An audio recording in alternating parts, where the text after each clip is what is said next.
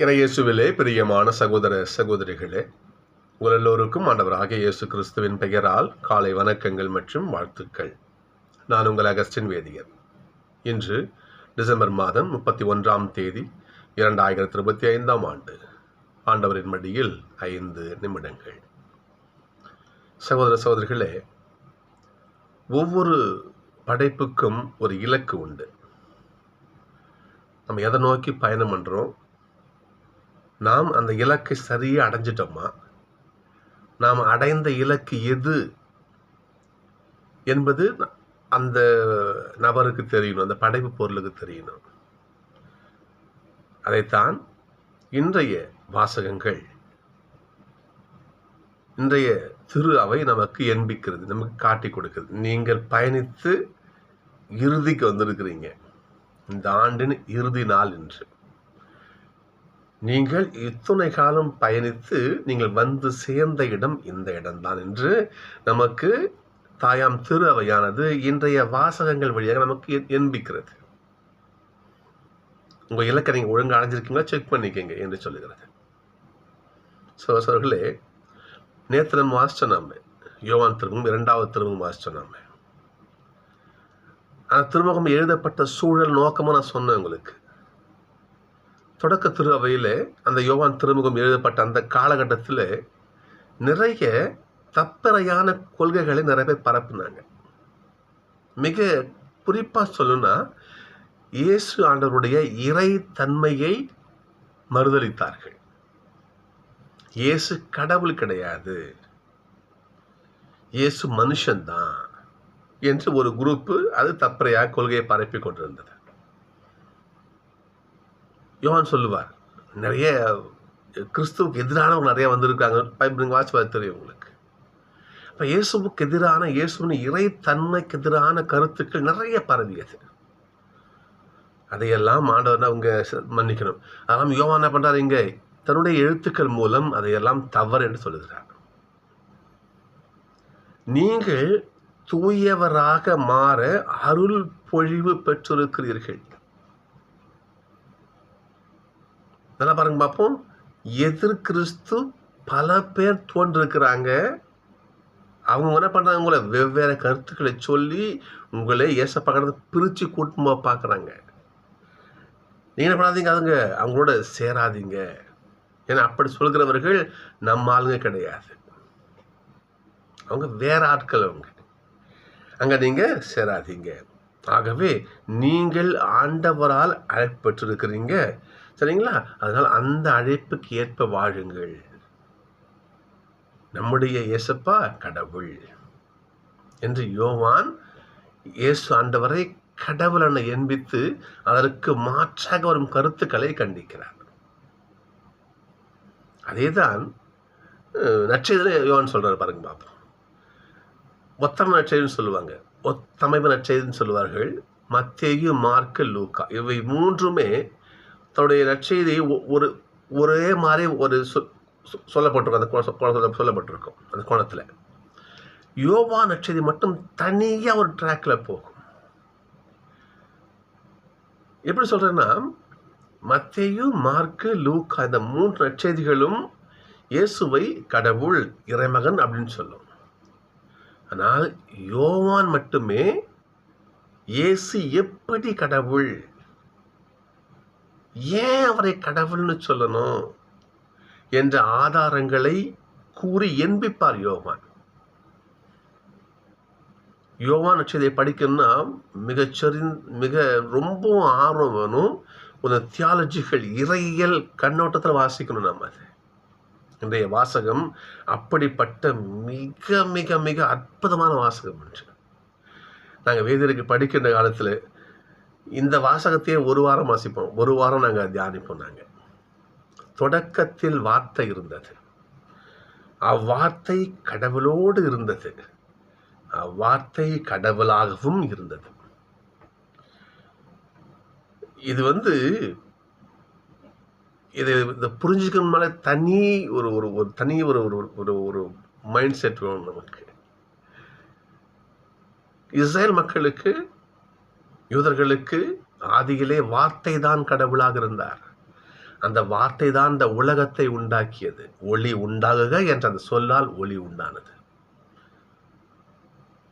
சரிங்களா? சூரியன் உண்டாக என்ற வார்த்தையால் சூரியன் உண்டானது. நிலவு உண்டாகு, நிலவு உண்டானது. தண்ணீரையும் கடலையும் பிரிச்சிச்சு. நீர் தரையும் கடலும் உண்டானது.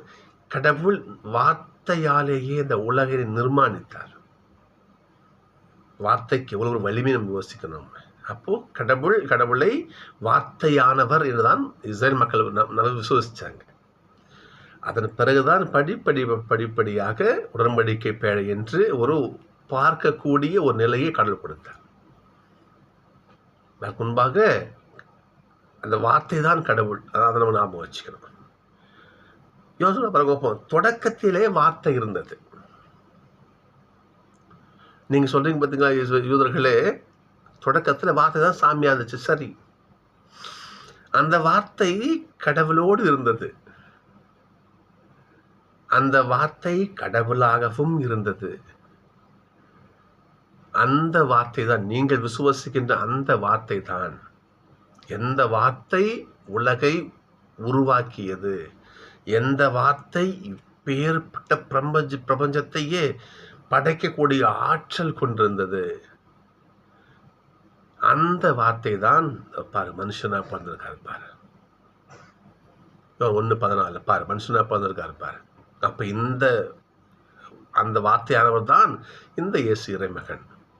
அப்ப அத்துணை வல்லமையும் அத்துணை இறைத்தன்மையும் அத்துணை ஆற்றலும் மகிமையும் இவருக்கு உண்டு. என்ன பண்றாரு?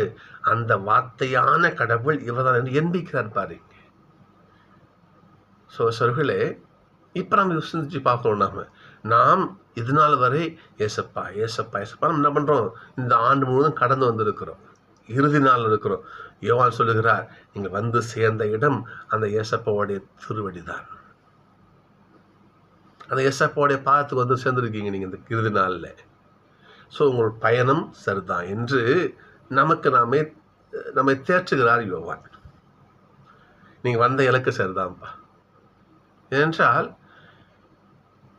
ஒருத்தவங்க கஷ்டப்படுறவங்க வச்சுக்கோங்களேன், ஒருத்தவங்க கஷ்டப்படுறாங்க, கஷ்டத்துக்கு போயிட்டு நல்லா இருக்கேப்பா அப்படி என்று இவ்வாறாக ஆறுதல் சொல்வது தப்பு இல்லை, அது ஒரு நல்லது தான். இருந்தாலும் அவனிலே ஒருவராக நம்மளே மாறி போயிட்டு தோல்ல கை போட்டு நான் இருக்கிறேன் கவலைப்படாதப்பா என்று சொல்லுகின்ற அந்த விஷயம் அது மிகப்பெரிய விஷயம். அது மிகப்பெரிய விஷயம். அது அப்பேற்பட்ட ஒரு ஆறுதலைத்தான் நம்முடைய ஆண்டவர் என்ன பண்ணாருக்கு கொடுத்தார். சோழர்களே, அருள்வாக்கு அந்த ஒரு ஸ்கிரிப்டில் ஒரு நிகழ்ச்சி ஒன்று படித்தேன், அதை ஷேர் பண்ணி நிறைவு செய்கிறேன். ஜான் ஹோவர்ட் கிரிப் ஒரு நபர், அவர் அமெரிக்கா வாழ்ந்து வர அவர் அமெரிக்காவிலே கருப்பின மக்கள் படுகின்ற எல்லா கொடுமைகளையும் பார்க்கிறார். இவர் வெள்ளையர்கள் கருப்பின மக்களை எந்த அளவுக்கு கொடுமைப்படுத்துறாங்க, எந்த அளவுக்கு அவர் மக்களை போட்டு பாடாப்படுத்துறாங்கன்னு அவர் பார்க்கிறார். அவர் அப்படி பார்த்து அவர் கருப்பின மக்கள்கிட்ட போயிட்டு ஆறுதலாக இருக்க முயற்சி பண்றாரு. அந்த கருப்பின மக்கள் இவரு வெள்ளையா இருக்கிறதால ஒரு சிலர் ஏத்துக்க மாட்டுறாங்க. நீங்களாம் அப்படிதான் இருக்க போறீங்க, நீங்க என்ன பிரச்சனை அப்படின்னு சொல்லி இவரை ஒதுக்குறாங்க. அப்ப அவர் என்ன பண்றாராம், உடல் முழுக்க கறியை அரைச்சி பூசிக்கிறாராம்.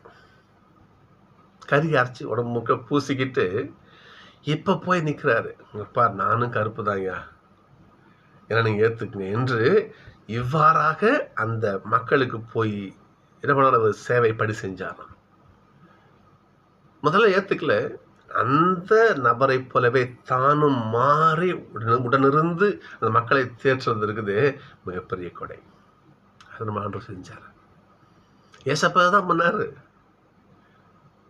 பற்பல வகையிலும் பல்வேறு காலங்களிலும் இறைவாக்கினர் வழியாக பேசிய கடவுள் நாம் வாழும் இந்த இறுதி காலத்திலே தன் பிள்ளை வழியாக பேசினார், பைபிள் சொல்லுகிறது.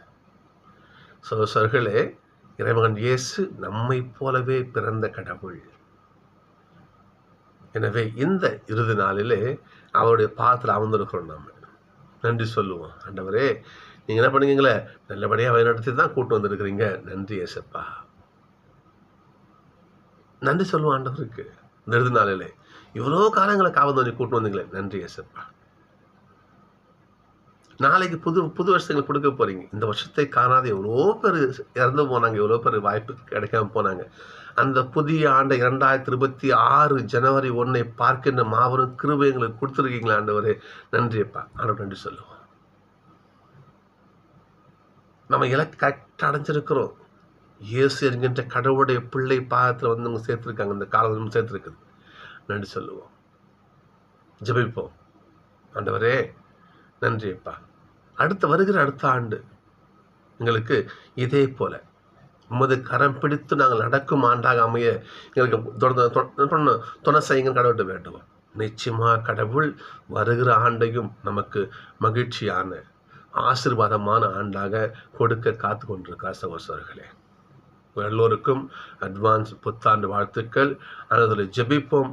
ஆண்டவர் நம்மை கரம் பிடித்து காப்பாற்றட்டும். சந்திப்போம்.